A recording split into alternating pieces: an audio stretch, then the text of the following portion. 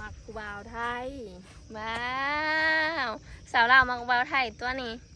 มักผู้บ่าวไทยหาผู้บ่าวไทยหมู่หลายเด้อที่พอถามหาลูกเขยอยู่2 สาวเนาะยังบ่มีลูกเขยยังโสดบ่สาวลาวไทยหน้าซอยโสดโปดโสดลูกติดบ่มีแบบอันลูกเคยมาไถนาซอยเนาะเฮ็ดหน้าบ้านเนาะแล้วสาวน้ำอันมีสเปคในหัวใจแล้วบ่นี่เนาะสเปคบ่มีสเปคนะแล้วเลิกก็ได้บ่สูงขาวสูงดำขาวสูงดำตำขาวอัน30 40 50นี่บ่ติบ่ได้บ่คนอายุหลายทุกคน50 80ได้บ่80 บ่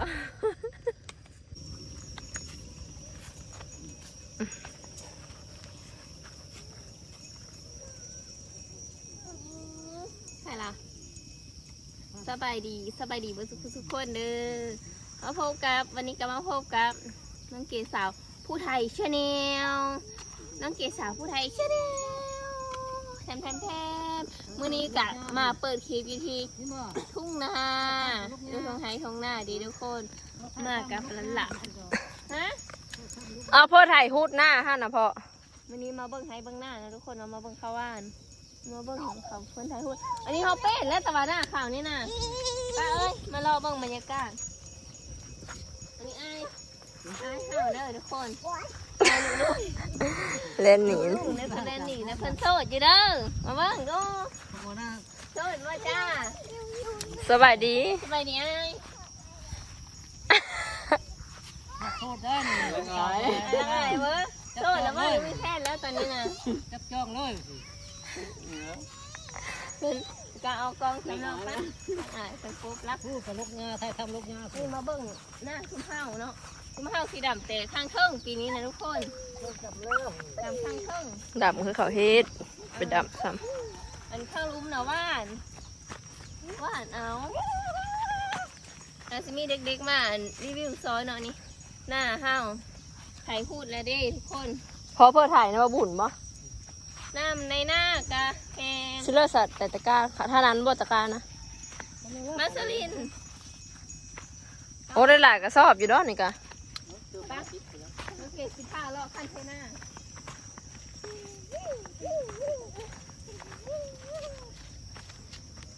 นี่หน้าขึ้นข้าวเบิร์ดตัวไถ่นี่ทุกคน2 4 6 8วันเสาร์กว่าแต่ว่าหอดเสาร์ป่ายเนาะที่ไทยพูดนะสีห้องว่าหน้ากระโดบหน้าเทิงหน้านู่นหน้ากระโดบไปลูกงานอีพอพูดปะสบายดีแฟด3 คนนะมาเบิ่งหน้าเนาะมาเบิ่งข้าวหน้าว่านเพราะว่าไอ้น้องน้ำกับน้องเก็บบ่ได้เฮ็ดหน้าเฮ็ดหน้าว่านเฮ็ดอยู่แต่ว่าเฮ็ดหน้าว่านเนาะแต่ว่าบ่รู้สิได้เข้าปีนี้ลองเบิ่งว่าหน้าว่านครั้งแรกทุกคนดำแล้วมันนั่นแล้วแห้งแล้วสิลองเบิ่งว่ามันสีได้แบบผลผลิตหลายน้อยต่างกันซ้ำเลยมาดุนพร้อมกันนะทุกคนผู้ได้บัตรเกลบัตรอันนั้นผู้ได้เนาะน้องอินเตอร์บ่เล่นลูกน้องอินเตอร์กับเซรินเป็นมือกล้องนะทุกคนโนเนาะโมนิกาจะเท่ากับ15 พี่ไปส้มบรรยากาศเนาะอยู่ทงหน้าได้เท่าเนาะมีแต่แบบดีไปทางเลิกก็มีแต่เกี่ยวเยอะทุกคนแต่อุดมสมบูรณ์ธรรมชาติเขาน้ำช้ำฟ้าไปเบิ่งกันเลยทุกคน15ไปส้มบรรยากาศดีเนาะไปทุกคนวันนี้น้องเก๋เอาไว้น้ำ15ยางเลาะทงไห้ทงหน้าเด้อนี่ข้างหลังนี่ก่อนหน่อไม้งามๆเลยกำลังจูดแบบหน่อไม้กำลังแบบโป่งยอดเนาะใหญ่เนาะเอตะกร้าวันนั้นนะน่าจะยางไปเบิ่งไปเบิ่งเข้าพาพี่ไปเบิ่งเข้าหน้าว่านเขาก่อนว่ามันสีเป็นอะไรวะมีหญ้ามาแล้วทุกคนนะมีผู้เลิศแบบว่าซอยแนะนำพวกเขาไงมาเข้าหน้าว่านเขาต้องใส่ยาฆ่าหญ้าพอปีแรกเนาะระวังเขาสีนั่นเลยเนาะเฮ็ดปีแรกเขามายางเลาะเด้อทุกคนเขาบ่ได้อันนั้นคันดำหน้านี่เขาซื้อสูตรดำหน้ามาเต็มเนาะปีก่อนเนาะปีนี้เขามาเลาะเบิ่งบรรยากาศยังไงแถ แถวอันรอบบ้านนะมันเป็นรอบบ้านเผื่อบ้านใกล้ๆเข่งอ่ะบางคนเขากระดับหน้าเลยได้แต่บ้านทางฝนมาได้ลงหลายนะน้ำมันเนี่ยอ่ะดินยังเป็นดินขาวเลยเนาะ กระแดงคักอะไรบางบ่อนเนาะแบบมันบ่สูมเลย มันบ่อนั้นเนาะวันนี้คือถ่ายครึ่งนึงวันครึ่งนึง ตะกร้าเนี่ยตะกร้านะ แต่ก็น้อยแท้ ไม่ทำเท่ากระโดดมัน นี่อย่าหอดแล้ว โอ้มันยากกับบริมีเนาะ พันแบบนี้ก็งามอยู่ได้ทางเฮอท่องที่ยาวนะว่าน้ำมันบ่เอิงเห็นบ่ทุกคน สวยอยู่ดิ สวยอยู่ คิดว่าเป็นน้ำไผ่เลิกเลยมัน น่าสเกลอยู่ได้ยายสวยงามอยู่ได้คุณข้าวเพลงคืบแล้วกลมเบิ่งดู ทุ่มเลยทุกคนตอนแรกว่าสิอ้อมมาเก็บหอยเดี๋ยวนี้นะ นี่เป็นข้าว มันค่อยคอมันลกง่ายเลยนะ งาก็ได้แล้วได้ พี่หญ้าป้งปีนี้เขาบ่ได้อันนั้น แต่ว่าเข้ากันงามเลยเนาะถ้าฝนตกมากๆนะพอดีแบบหญ้าตายบ่มีหญ้าเกิดขึ้นมาเลยฝนบ่ค่อยดีปะเลย วันอื่นก็โอเคอยู่บ้านเฮายังบ่ท้องยังบ่ฮอด ฝนหลาย แต่บ้านเราน้ำนะฝนไม่ค่อยมีตอนแรกว่าสิออกมาหาคลิปหอยนึกว่าน้ำน่ะล้นเฮอล้นขั้นมันม่านดินยังเป็นแบบนี้ทุกคนมาจอบเบิ่งเมื่อกี้นี่ดีใจสิไม่ได้ดำนะ เย้ ถ้าตะเกียวเนาะ ถ้าจะเกี่ยวอย่างเดียวทุกคน ถ้ามันเป็นอันนี้นะพอดีอยู่พองามอยู่พอได้เกี่ยวอยู่แล้วคันมันบ่เป็นเสือได้มาแซมได้มาปักใหม่แล้ว นี่ที่คิวๆตรงนั้นนะคือแบบหน้าของลูกน้ำกับน้องกี่ทั้งนั้นเลยเนาะ นายพออีแม่ นี่อันนี้หน้าเขามาอันนี้แล้วก็นี่แล้วก็ลงมาท่านยาวเลย หน้าหลายเด้อทุกคน ทง ผู้เลิศสิมากกับมากเด้อหน้าหลายเด้อ หาลูก หมู่หลายเด้อ ที่พอถามหาลูกเขยอยู่สองสาวเนาะ อืม ยังไม่มีลูกเขย ยังโสดบ่สนะ ไถหน้าซอยโสด ก็เลย โปดโสดลูกติด บ่มีแบบอันลูกเคยมาไถหน้าซอยเนาะเฮ็ดหน้าว่านเนาะแล้วสาวน้ำอันมีสเปคในหัวใจแล้วบ่นี่เนาะ สเปกบ่มีสเปกนะ แล้วเลิกก็ได้บ่สูงขาว สูงด สูงขาวสูงดำตำขาว อัน30 40 50นี่บ่ติบ่ ำ ได้บ่ อันคนอายุหลายทุกคน 50 80ได้บ่80 80ป่ะ เป็นเท่าแก่ได้ยาย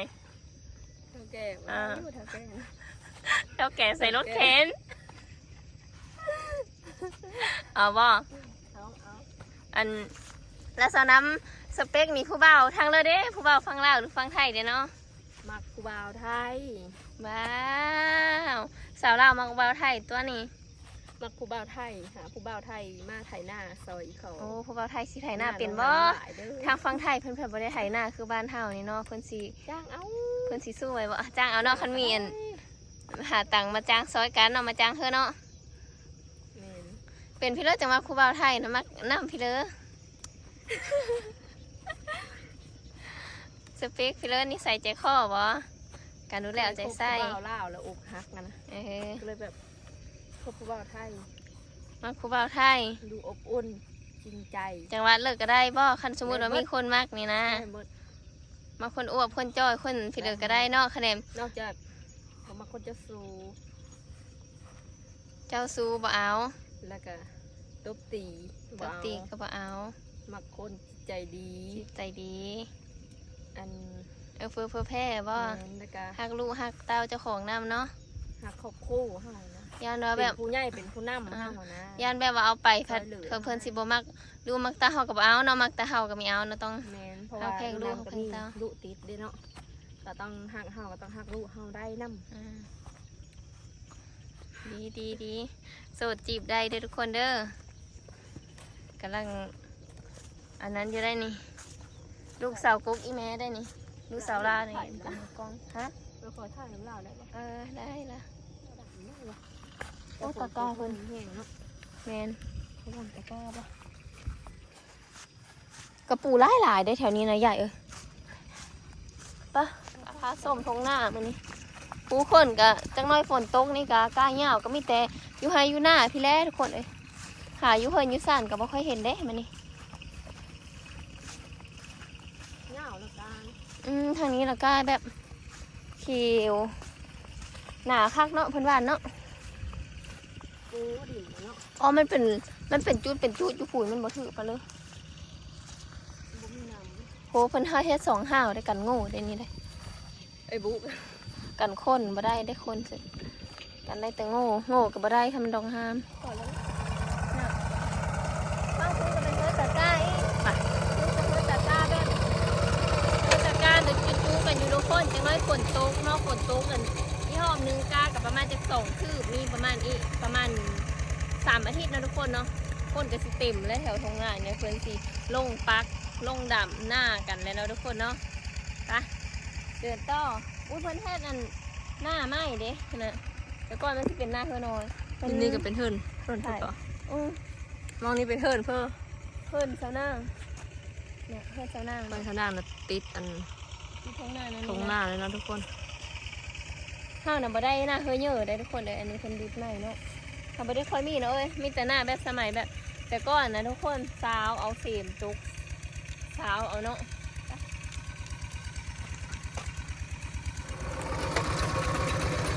ไปก้อนงู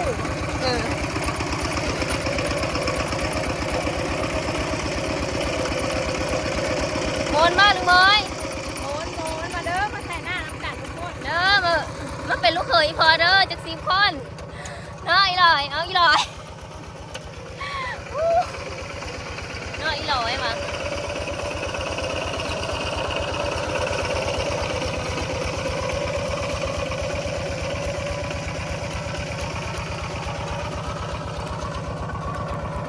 ได้อยู่เด้อมันไข่มันกลิ่นยู่ดินแบบมันอ่อนนะเอ้ามือเนาะย่ายรถนี่เนาะมอนคักเนาะเน้นลงเน้นลงแถวนี้มันจะแข็งเลยค่ะบอก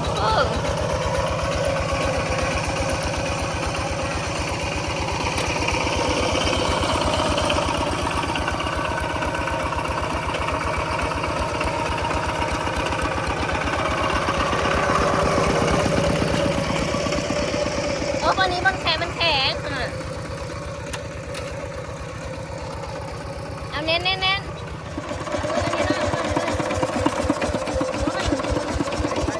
งไปแล้วเนาะเฮ้ยเขาดูไหน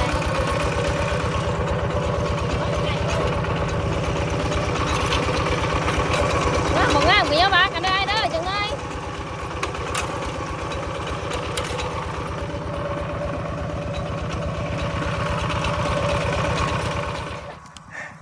เป็นอะไรนักเกสรบ่เมยธรรมศาสตร์ซื่อเลยมาเบิ่งเพิ่นไถหน้าทุกคนแล้วก็ไอ้น้ำเพิ่นเมื่อกี้เพิ่นจะไถหน้าเนาะก็เลยแบบเป็นมือกล้องถ่ายเธอไอ้น้ำไถเมื่อกี้นี้ปะไถแล้วเขาก็สิพามาเบิ่งอีบอลนึงคือให้ตะก้านี่แบบติดกันเลยนะทุกคนเนาะนี่ไม่ค่อยสิเห็นบ่เพิ่นเฮ็ดโหนะสไตล์นี้ดิซักไหมแล้วก็เอาปอพางมัดแล้วก็เอาอย่างนี้เนาะมัดอันนี้เพื่อนน้องเพื่อนอันนี้กันงูเป็นงูย่านบ่จังเลยงูย่านเหมือนเราของงูบ่ในสร้างเก้านะผมนะนี่แต่เราก็หาถ่ายเพื่อเป็นที่เรียบร้อยเนาะทุกคนวันนี้กะพวกเรา2 คนจะกลับแล้วนะคะกลับบ้านแล้วทุกคนนี่อันนี้แบบปีที่แล้วเนาะไอ้ลูกน้ำมาถ่ายมองอันลูกก้ามองนี้แล้วก็มีน้ำสร้างนะอาบน้ำมีน้ำสร้างทุกคนมันนี่ก็เขาเฮ็ดเป็นหน้าไม้นะนี่คันเทก็สูงเลยทุกคนเห็นปะปะวันนี้กับลูกน้ำกับน้องเกกับซิคอโตกับก้อนแล้วเด้อทุกคนเด้อมืดแล้วเนาะพาชมบรรยากาศท้องไร่ทุกหน้าสำนีเด้อทุกคน ไปขอตัวกลับก่อนเด้อทุกคนเด้อ ฝากพี่ๆกดไลค์กดแชร์ กดติดตาม เพื่อเป็นกำลังใจ ให้สองพี่น้องเกี่สอนสาวผู้ไทย ลูกน้ำสาวผู้ไทยทุก เด้ คน อว่ามีอย่างไร แล้วก็ฝากพี่ๆกดฝากพี่ๆสนับสนุนน้องโดย การไม่กดข้ามโฆษณา ฝากพี่ๆเบิ่งโฆษณาให้น้องนำเด้อทุกคน ชั้นผู้สูง ขอกล่าวคำว่าสำบายดีทุกคน บ๊ายบาย บายบาย